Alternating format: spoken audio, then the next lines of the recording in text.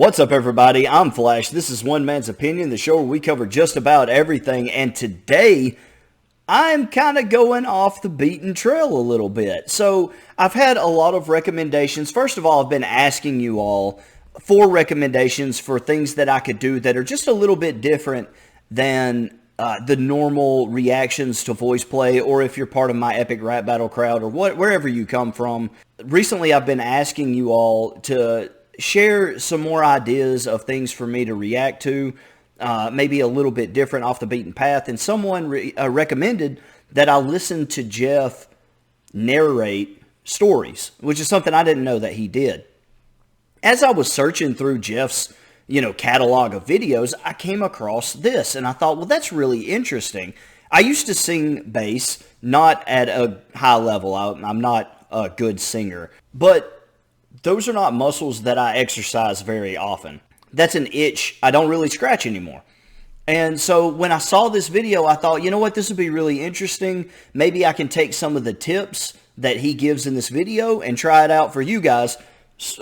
Big warning here, again, not much of a singer, so don't look for me to, accomplish too much here. But I just thought it was really interesting. I'd like to hear his advice and his thoughts on how to drop your voice a lot lower. The title of the video is How to Sing Really Low. And so I just thought it would be interesting. So I'm going to go into this with an open mind. We'll talk about it a little bit. If there's some tricks, I may try it and just see what comes out. Don't expect me to carry a tune too well, though. It may not be worth watching. We'll see.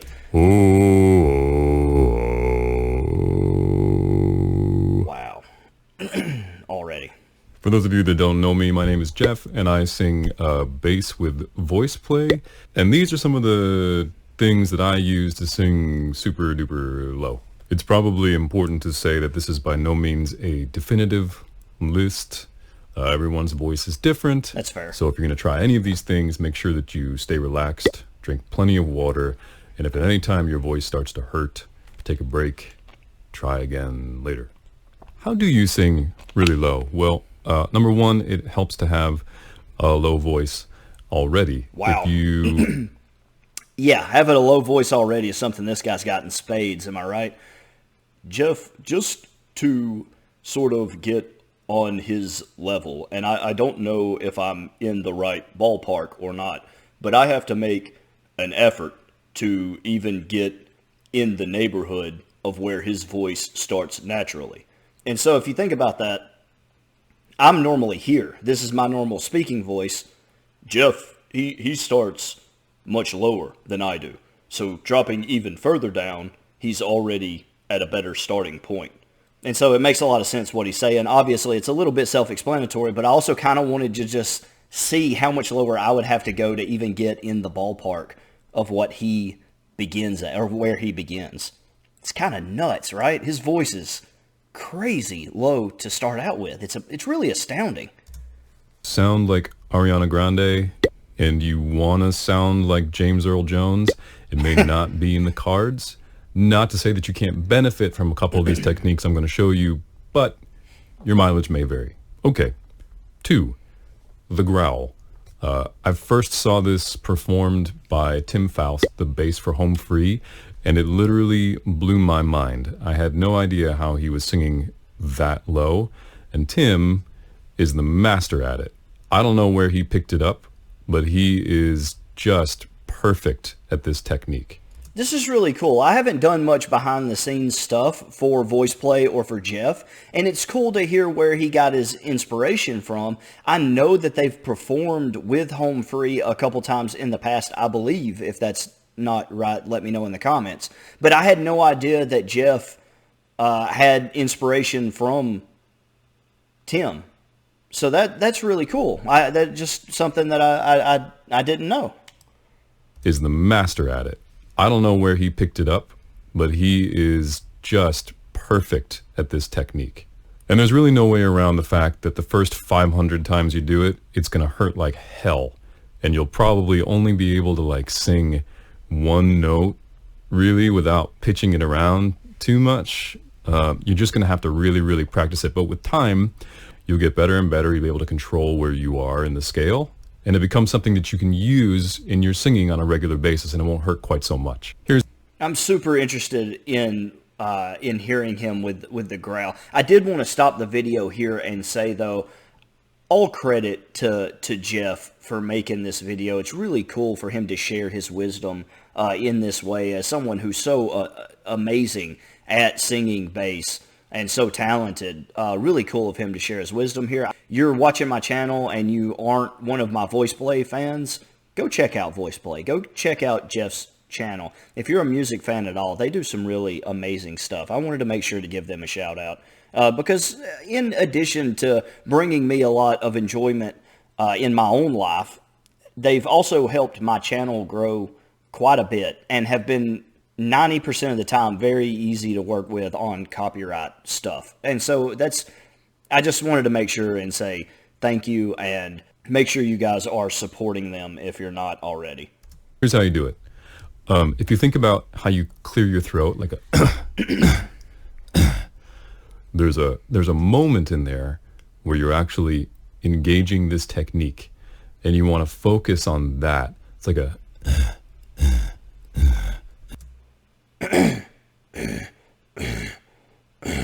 yeah, I think I'm in the spot he's talking about. I don't know if I sound. It's also kind of hard to hear myself with these plugs in. It kind of messes with how I sound to myself a little bit, but it feels like I'm in the pocket he's talking about. Oh, that was bad.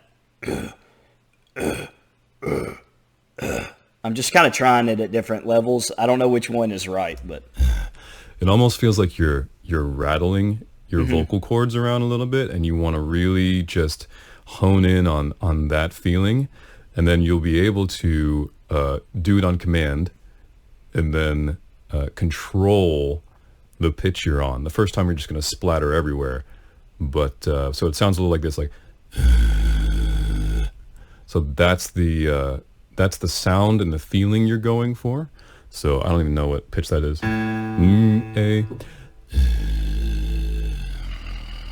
No, I find it easy. Hold up. Dude sounds like a didgeridoo. I mean, you ever heard one of those things? That's actually incredible. I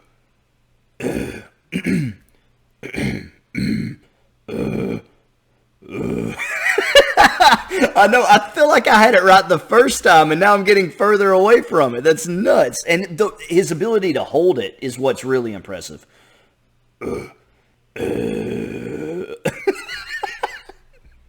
All right, let's let the master work. This is getting bad already. We're just starting. Hey. No, I find it insane. easiest to start higher and then slide down the scale. So,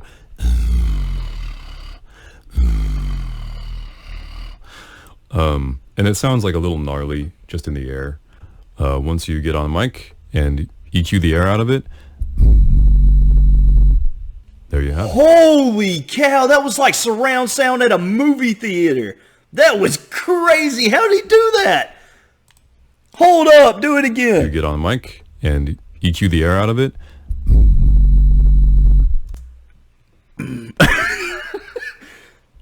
Hang on.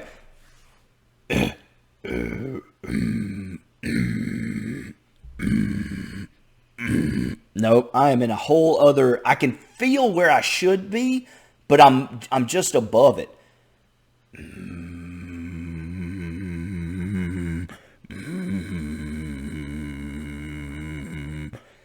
I don't know. Okay, hang on. One more shot at this.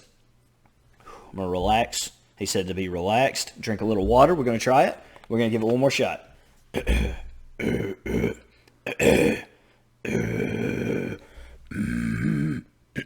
It's coming through my nose too much. It's definitely deeper. I sound like I'm burping. This is not right. I was close the first time, and I feel like I'm getting further away from it. Okay, it takes practice. I'm good with it, but I'm a little competitive by nature, and so it frustrates me. Now I want to work on it. I want to be able to do it now. There you have it. The growl.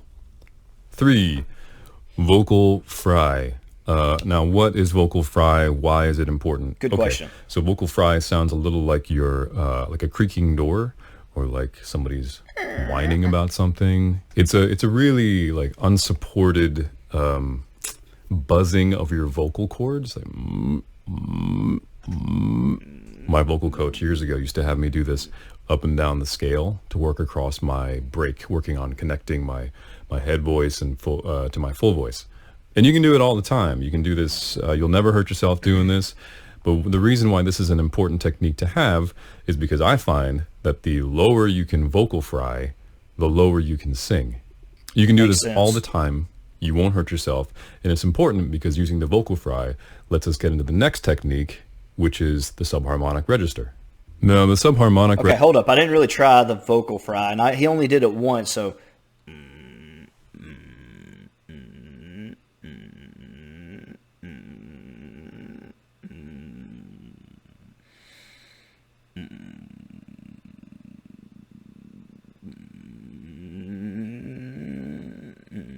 I'm just trying to go up and down the scale a little bit. Obviously, don't have near the range he does. And I hope this is picking up. My mic is not great, so I hope it's picking up. Otherwise, you guys are just going to be staring at my face like, and not have a clue. So, all right, subharmonics. Let's see what he's got to say. Register is something that I've used to hit some incredibly low notes that I never thought I would be able to hit in a million years. And I think it's the most impressive and natural sounding register to use when you're trying to sing really, really low. Here's how you do it. So start with a low note that's comfortable for you. Like for me, it's like a G,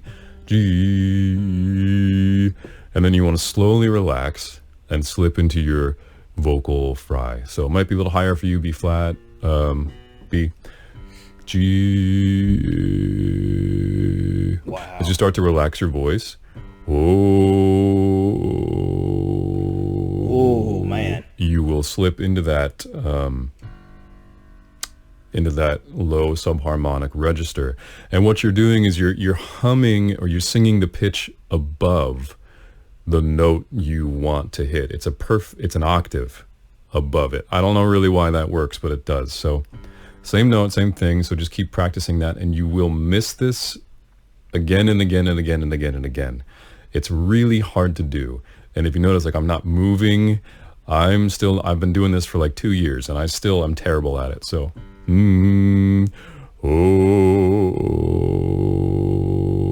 wow, so man. there's a G. That sounds so much like Hoist the Colors High. When they did Hoist the Colors, and that was like one of the first voice plays I reacted to before I really understood quite as much. And again, I'm still learning a lot from these guys, but to hear it now really tells me how much he was really doing in that song, holding those low notes. I want to hear him again. And again. It's really hard to do.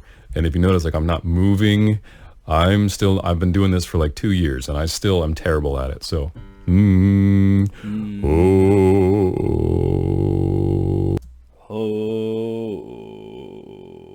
something like that. I don't think I was too far off on that. I may be actually dropping too low. I don't have an ear for pitch, and that's one of my biggest weaknesses as a singer. And so I don't know if I'm even in the right range, but it seems to me I see what he's doing there with that vocal shimmy, that shake he's talking about. I missed on that. That was bad. That was a bad one. I didn't go low enough there, but I understand. I feel the drop in the shift that he's talking about there.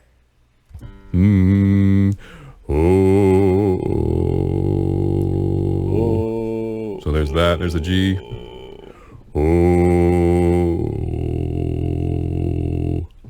There's a low F.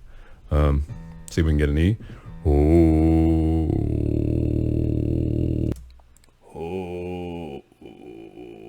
Yeah, no, not quite there on that one, am I?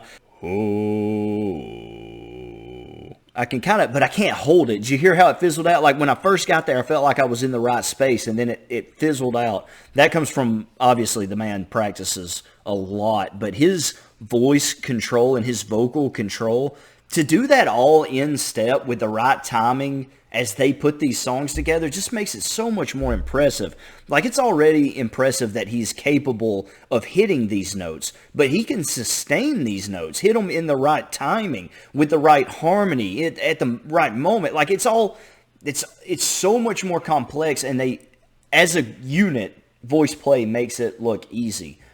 And Geoff, and I know they practice, and I know they put in a lot of hours, and I'm sure over time it's gotten easier for them, but it's still so amazing to see such awesome talent, and obviously what has been a lot of work for him. Like, he's obviously very, very talented, but you can tell he's very humble about his abilities, and he talks about how much work and how much practice it took him to get there, and he has the humility to say he's still terrible at it while being one of the most impressive voices that I've ever heard. Now, that would be on a scale of a whole lot of artists with amazing voices, a whole lot of singers from different bands, but he's still among that. Like, he's still among that group of people who just have unique and incredible voices and a lot of talent. And I think that's super cool that he's maintained such humility throughout it too. Only makes you like the guy more, right? Ooh, it's a little froggy. A lot of times I have to like really warm that up, and for recordings, I have the benefit of being able to sit here and do take after take after take until I get it right. Sometimes it works, sometimes it doesn't. It's a lot harder to do that in a live situation, although I am getting better at it. So that's the subharmonic technique. There's obviously a lot more to these techniques. This is kind of just a surface level introduction to some of them. Fair. If you have questions, hit me up below. I think it's important to say that it is far, far, far better to be a better singer than it is to be a lower singer. So while it's fun to have like low notes and have this in your bag of tricks, definitely always focus on tone and pitch rather than being so concerned about singing the lowest notes you possibly can. Okay, thank you guys for watching, and all right, stick around. I'll see you in the next one. This is so cool. And what I love too, and I believe this video that I'm reacting to now is like 3 years old. And so, like, imagine how much he's improved since this. You know, the things he's capable of doing now would be so much beyond what he was capable of doing at the time of recording this. It's just really something special to me. Let me make sure there's nothing at the last couple seconds here, and then I want to talk to you a little bit, and we'll wrap this thing up. I hope you guys enjoyed this. I've actually had a lot of fun. He's got other videos like this on his channel. I may do some more of these, especially if the interaction is good, if you guys enjoyed this as much as I did. Okay, yeah, that was a lot of fun. I really enjoyed that. I really need a haircut too, I think. No, a lot of fun, and I appreciate that he said there at the end that it's more important to be a great singer than to be a great low singer. Basically, he, in my opinion, the way I took it, is he's saying it's more important to practice the basics and learn how to sing. Those things I was talking about that I'm not very good at, like the pitch and, you know, hearing the harmonies and that sort of thing. You've got to walk before you can run. And he's saying it's more important to practice those things and get those things down, the basics, before you work on being like, you know, real high pitched or real low or you know, really moving out of the normal range. Learn the basics, and then you can move on to those more difficult tips and tricks. But I had a lot of fun with this, and it made me want to work on it a little bit. See how low, I wonder how low I could get with enough training. I don't imagine I could ever be within the ballpark of guys like Tim or Geoff, but still interesting to think about, or at least it is to me. Let me know what you all thought in the comments below. I think I've kept you long enough for today. I had a blast with this. I hope you had fun too. This has been One Man's Opinion. Thanks.